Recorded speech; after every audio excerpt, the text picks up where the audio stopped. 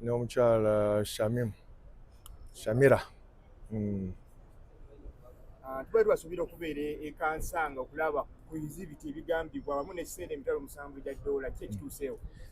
Tufunyeemu obuzibu in the sense that Omujulizi number 14 abaire supposed okubaawo state batukobe butasoboire kuyida, so nga tusobola kujaayo nga Omujulizi azirawo. So kati abantu twebuuza bannamawulire omusango guyimiridde gute essaawa zino Omujulizi waba nga taliiwo?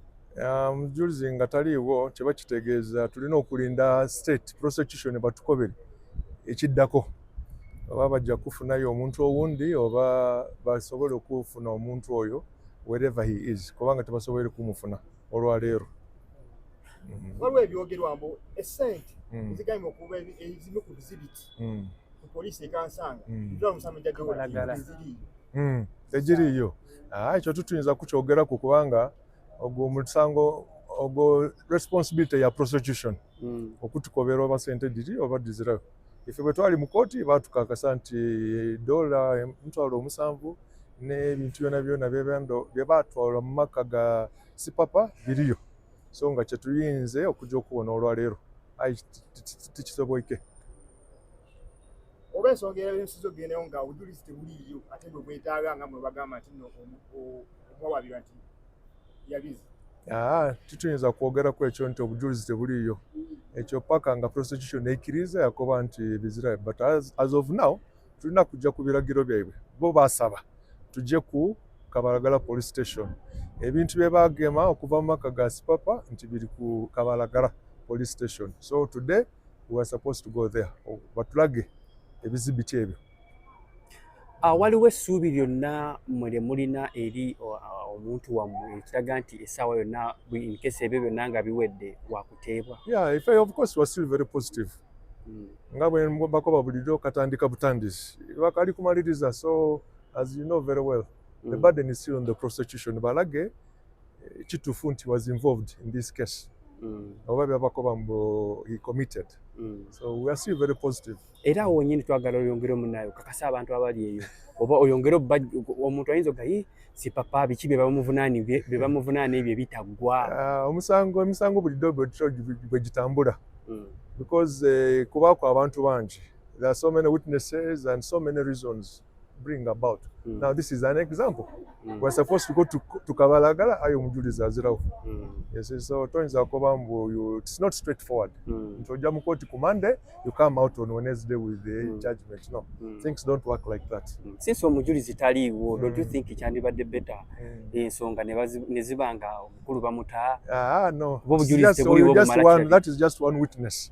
So far as I said, we are 14th witness. So abandi bayinza okuba bakaliyo. We wait for the prosecution. It is still their case. This is the prosecution case. Okay. So until I cannot commit myself. As I said, that is the case for the prosecution. They are the ones who know how many they have in stock. But for us, we are waiting for them. We've gotten 14th of July for mention to get what has happened or what they are going to do, because it is still their case. So balina advising a court on the step forward, what they are going to do. Okay. So gwe boyogeramu kono omusibe yagamba kikigwa Of course, munaye alinda ebiva mu kulonda ebiva mu nankanyini azira kyakukola azira kyakuba alina kulinda abo ebintu bitambula bitya. Ali mu mbeera ki otherwise? No, mwena mumubwoineko, we're still okay. We're still positive. Because Omukyala definitely if you lose hope, then you know you are finished. So yeah, he remains hopeful. okay, ate We are still omukyala waiting for the best, hoping and praying for the best. wife Omukyala yena ali. Of course, it is inconveniencing. Being away, of course, you know she's a young mother. I think she left a kid who was about some 3-4 months.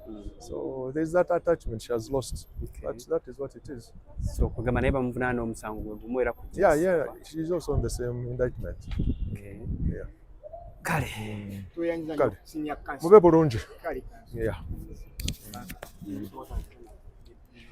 In the sense that Omujulizi number 14 abaire supposed okubaawo statement ko tasoboye kudda so nga tusobola kujaayo nga Omujulizi azirawo. So kati abantu twebuuza namawulire omusango guyimiridde gute essaawa zino Omujulizi waba nga taliiwo? Omujulizi nga taliiwo kiba kitegeeza tulina okulinda state prosecution batukobe ekiddako oba bajja kufunayo omuntu owundi oba basobole okufuna omuntu oyo wherever he is kubanga tebasobole kumufuna olwaleero. Waliwo ebyogerwa mbu essente ezigambye okuba ezimu ku bizibiti ku poliisi ekansanga $7,000 eziriiyo. Eziriiyo ekyo tutuyinza kukyogeraku kubanga ogwo omusango ogwo responsibility ya prosecution okutukobera oba sente ziri oba dizirayo. Ife bwe twali mu kooti baatukakasa nti $7,000 n'ebintu byonna bye baatwala mu maka ga Sipapa biriyo. So nga kye tuyinze okujja okubona olwaleero ayi tikisoboke. Oba ensonga ezo ogendayo nga obujulizi tebuliiyo ate mwe mwetaaga nga mwe bagamba nti omwawabira nti yabizi.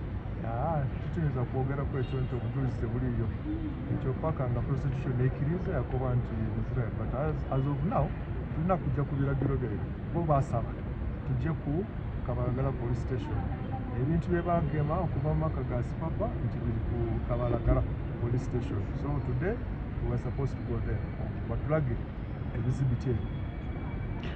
waliwo essuubi lyonna mwere mulina eri omuntu wammwe ekiraga